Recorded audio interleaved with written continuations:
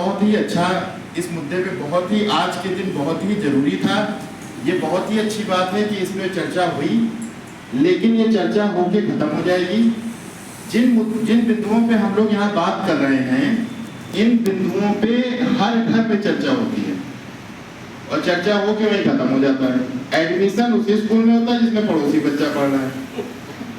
वो पहले ही सोच रखे हैं कि हम शिक्षा का स्तर, हम लोगों ने बहुत पहले पढ़ा था कि विद्यालय से पहले पूरे समाज की प्राथमिक पाठशाला हमारा परिवार है।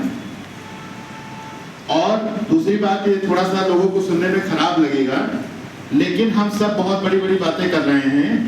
हम लोगों के परिवार में कई ऐसे लोग होंगे जो सरकारी विभागों में या ऐसे ही कई अन्य विभागों में जहां पे भ्रष्टाचार की चरम सीमा है उसमें कार्यरत होंगे, लेकिन हम लोगों ने कभी हिम्मत ही नहीं जुटाई होगी कि उनके विरुद्ध कुछ बोल पाए।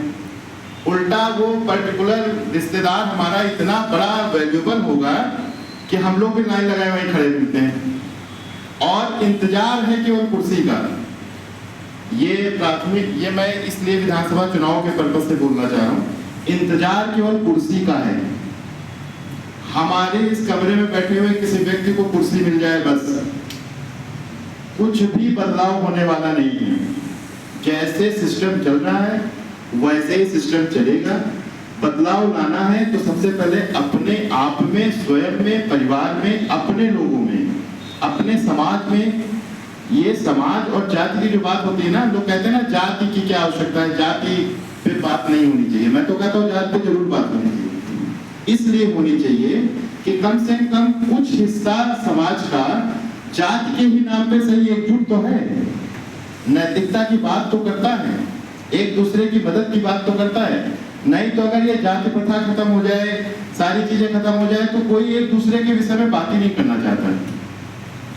और इसलिए हम यही चाहेंगे कि अगर शिक्षा से संबंधित बात करनी है तो कृपया सभी लोग, जितने भी लोग हैं शिक्षा के विषय में बात कर रहे हैं, विधानसभा चुनाव में जो भी प्रत्याशी आपके यहाँ आए, पार्टी चाहे कोई भी हो, अगर वो इन मुद्दों से संबंधित बात करे तब तो हम लोग उसको वोट देंगे, अदरवाइज उसको वोट नहीं देंगे। केवल यही एक मैसेज आम जनता में पहुंच जाए कि इस बार मुद्दे जो हैं वो पिछले मुद्दे नहीं रहेंगे, नए मुद्दे होने चाहिए।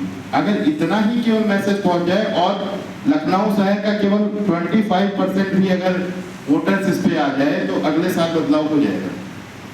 बदलाव होने में देरी नहीं है, लेकिन उसके लिए इस मुद्दे को उठाना है और हम सभी लोग पूरा प्रयास करेंगे। आदर्श संग्राम पार्टी की तरफ से मैं पूरा इसको प्रयास करूंगा कि इस बार शिक्षा मुद्दा बने। और जैसा कि हम सभी जानते हैं कि हमारी पार्टी इस बार चुनाव लड़ा भी रही है, हमारे जितने भी प्रत्याशी हैं वो इन मुद्दों को लेकर के जाएंगे और कोशिश करेंगे कि कुछ बदलाव हो। बहुत बहुत धन्यवाद, बुलाने के लिए बहुत बहुत धन्यवाद।